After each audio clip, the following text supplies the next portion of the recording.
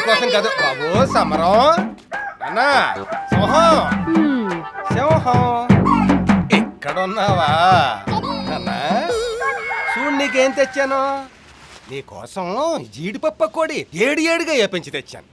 బోన్సి తల్లి కూడట్టినోడు పెంతలి కోకెట్టాడని పిల్లమున్నా కొడుకులకు జీడి అట్రాలేదు ఈ బోడి కోడికి మాత్రం జీడిపప్ప కొడియా అమ్మాయి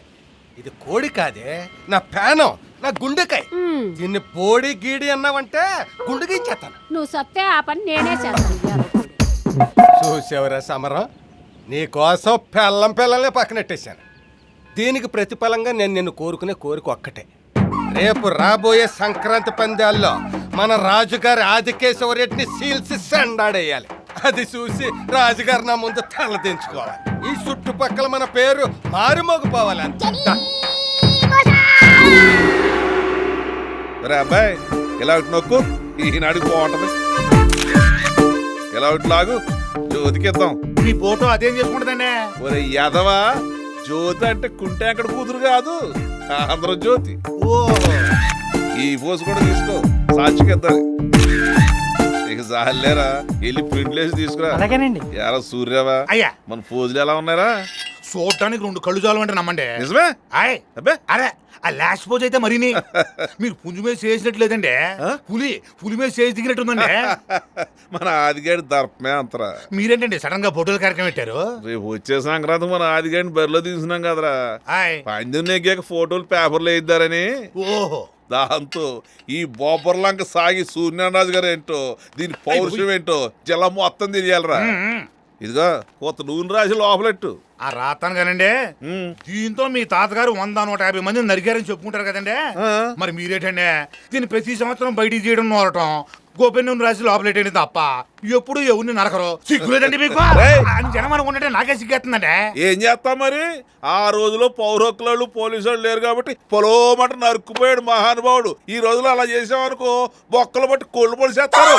అన్నట్టు దీనికి పిలిచెట్టేడురా ఇంకా లేదండి ఆ తాదాసిగడు ఎక్కడ చచ్చాడు ఎక్కడ సచ్చానండి బాబు ఏరా దీనికి మేదట్లేదే దీనికి అన్ని మీ పోలికలే వచ్చాయి ఏడుగా లేకపోతే కూలింగ్ వాటర్ కూడా తాగట్లేదు అందుకే ఏడుగా జీడిపప్ప కూడా పెంచి తెస్తాను రాజుగారి కోడు అల్లాటప్ప తిండిది ఎందు ఎవర్రాది ఇదో ఆగు నిన్నే నేనే అదేంటి బావా దొంగోళ్ళలో ముసుకేసిన అలా పారిపోతున్నావు పరిస్థితి అలాంటిది మా అమ్మ ఆరోగ్యం బాగాలేదు మా అన్నయ్యకి చెప్పిపోదామని చెవిట్లంకి వెళ్తూ దారే కదా నిన్ను పలకరించిపోదామని బొబ్బర్లంకి వచ్చి వారం రోజులైంది కడీపులంకలో అమ్ముందో పోయిందో కూడా తెలీదు ఓసారి వెళ్ళి వచ్చేస్తాను బావా బలేటోడివే సాగి సూర్యనారాజు గారు ఇంటికి వచ్చి పట్టుమని 10 రోజులు అనుకుంటే వెళ్ళిపోతావా ప్రజల దగ్గర నాకు మాట వచ్చేది మరి ఈ లోపల ఈయన ఏమైనా తెలియక ఫ్యామిలీ మొత్తానికి గుండు చూద్దామా నువ్వు నోరుమయ్యవా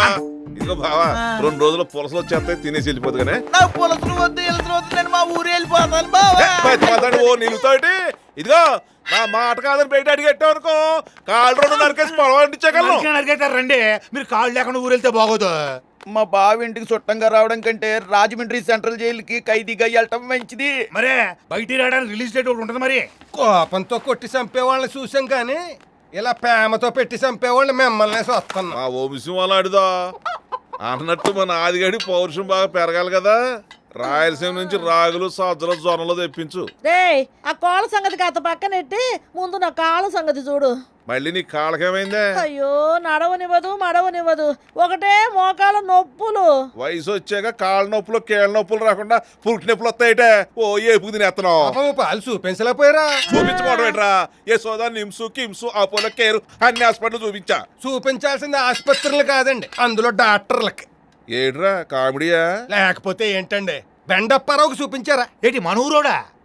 ఆడి వల్ల ఏమవుతుంది ఆడు బొడ్డ డాక్టర్ కదా బొడ్డోడు బొడగోడు అని తీసి పారేయకండి ఆడి కాలు మీద చెయ్యేసాడంటే కాలా కాదండి నొప్పి అయితే రేపు సారా రమ్మను హాయ్